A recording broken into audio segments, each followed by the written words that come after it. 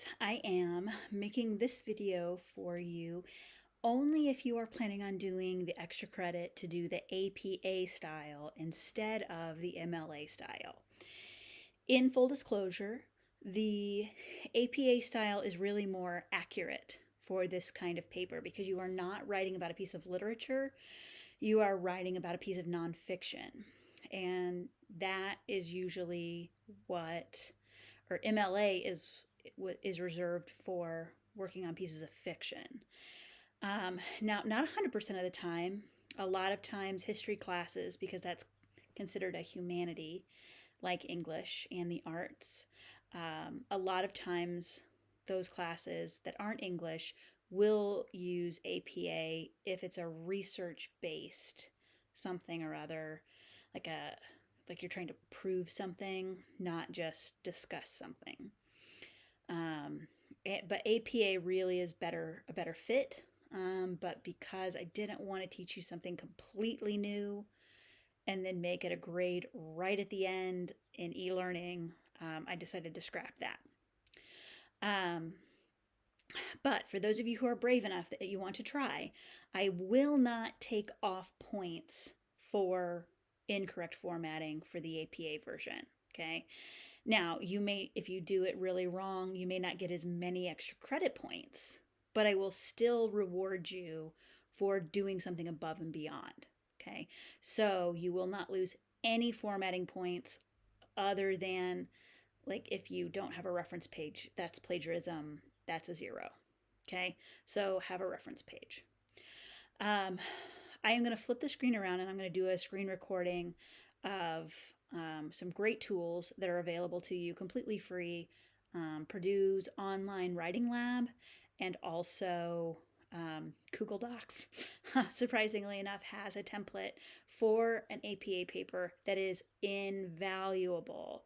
The amount of time that template will save you is huge because the formatting for the APA is pretty intensive and it does all of it for you. Okay. So I'll flip this around and we'll get started.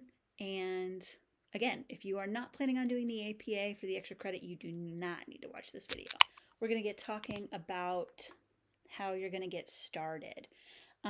First of all, let's format our doc. So we're going to go to Google Docs.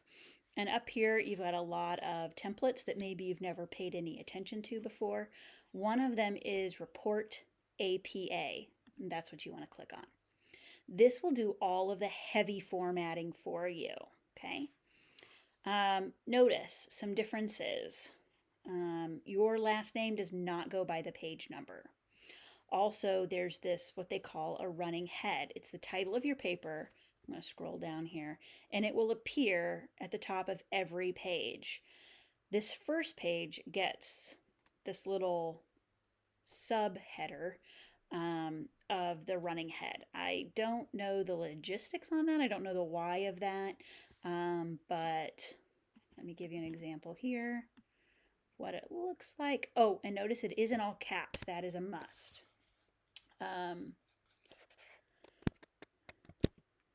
Oops, didn't work.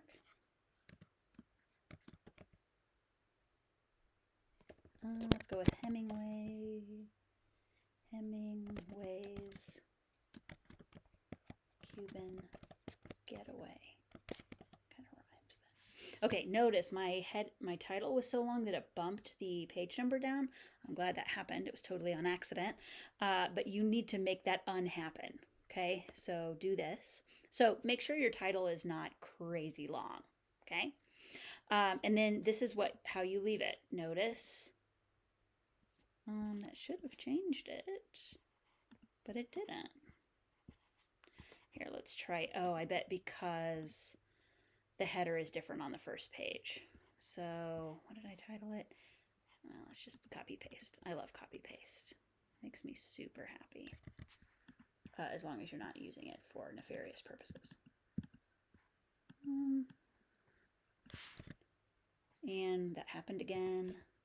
So make sure that unhappens. Make sure it worked. Okay, yeah, it worked. So you'll have to do it on the title page and on the first page of the actual document. Okay. Walk you through a few other things. This will be the full title of your paper. Notice that this is not in capital letters. Okay. Your name is first name, middle initial, and your last name, and then Cascade High School. You do not need to do this section, the author's note, because it really doesn't have anything to do with you. Okay. So when you get to college, you'll learn about why you need to do an author's note. But for this, you don't need to do an author's note unless you want to, like, write something cheesy about how, you're going to, the English department of Cascade High School, and I don't know what changes of affiliation would be. Like if you used to go to a different high school. Any acknowledgments you want to give. So if you want to give me a shout out, I doubt you had any funding for this paper, special circumstances. And then the last bit would be your contact information. But again, you do not need to do this because it really doesn't have anything to do with you. Okay, this is another way that things are different with an APA paper. You have an abstract, which is basically like a 1-paragraph synopsis of your paper. It is similar to your introduction, but it will have more like hard facts. Okay, you do not need to cite anything in your abstract, even if it didn't come from your brain. Now, don't do anything word for word. Don't quote anything. This needs to all be your words.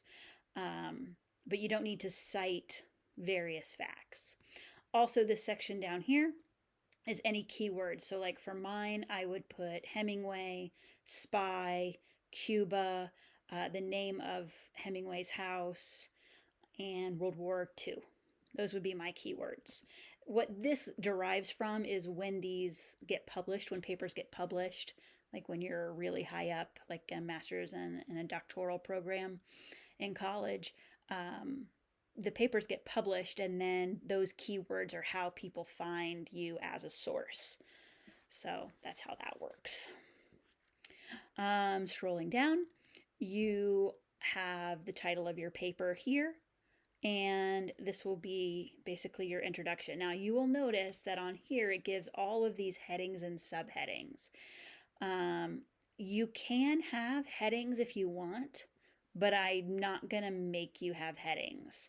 So you don't need results, discussion, outcome 1, outcome 2, because this isn't a research study where like you did, like you studied people or groups of people and stuff like that. It has nothing to do with that. But like if you want to split your paper up into, like I might do something about some history, some backstory on Hemingway's involvement in politics. And then, I might switch to World War II and then you could have headings if you want. If you have headings, they should be bolded like this. If you only have like main headings, they would be centered like this. But if you then split your main heading into subheadings, those are on the left margin. Okay. But it is okay to just have this main header. But if you have things over here, you have to at least have 2, because there's no reason to split the main heading up if you're only saying one thing. Then this one thing should be over here. Okay. Now, if that doesn't make sense, hit me up with an email and I'll try to explain it a little bit better. Okay. So I'm going to scroll through the paper. And this is the APA version of what a works cited page looks like. They don't call it works cited page, they call it a references page. Notice the format is different. It is the last name, comma, the author's first initial, period, and then the date it was published in parentheses. Okay, and it goes on specifically from there. EasyBib, I think, charges you to do APA, but there are other citation places out there that will do it for you for free. Citation Machine is one of them. I'm sure there are others, I just don't know them off the top of my head. Citation Machine is the one that I am the most familiar with. Okay. And it is totally fine to only have one source for this paper. You don't need additional sources. But make sure if you do have more than one source that they are in alphabetical order by the last name first and then by the first initial, cow. um, but there you go. So notice there are periods when you end with page numbers, but if it ends in a website, you don't put the period there. Same thing here. This one ends in a website, so there's no period. And that's pretty much it, other than in-text citation. So that's where I'm going to pop over to Google.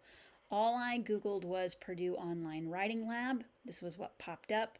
And you want to click on the one that says APA format.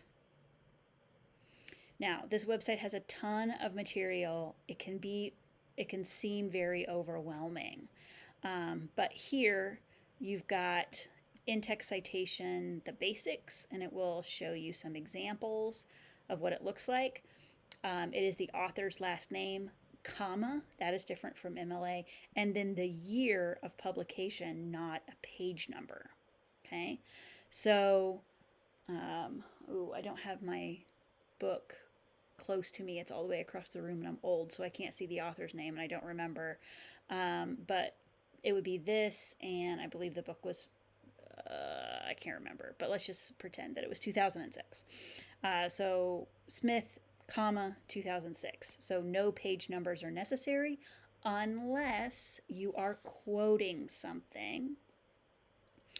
And then this down here shows you how to do that. So it's the last name, comma, the year it was published, comma, P, period, and then the page number, or if it was a range of page numbers, you do it that way. Okay, and then it'll give you a lot of different scenarios to kind of help you. It shows you how to do a lead-in according to Jones. You put the year here, quote, and then you put the page at the end. Lots of different scenarios, okay? How to do long quotations, lots and lots of stuff. Something else I want to show you, this is on the main list too, like on the page we were just on before. In fact, I'll just go back there. This is where we were before. This is what I find the most helpful, is looking at a sample paper. Like, I can read rules all day, but this is what helps me the most, is seeing an actual one, okay? So they explain all of the different parts. And there's the abstract. Notice how long their abstract is.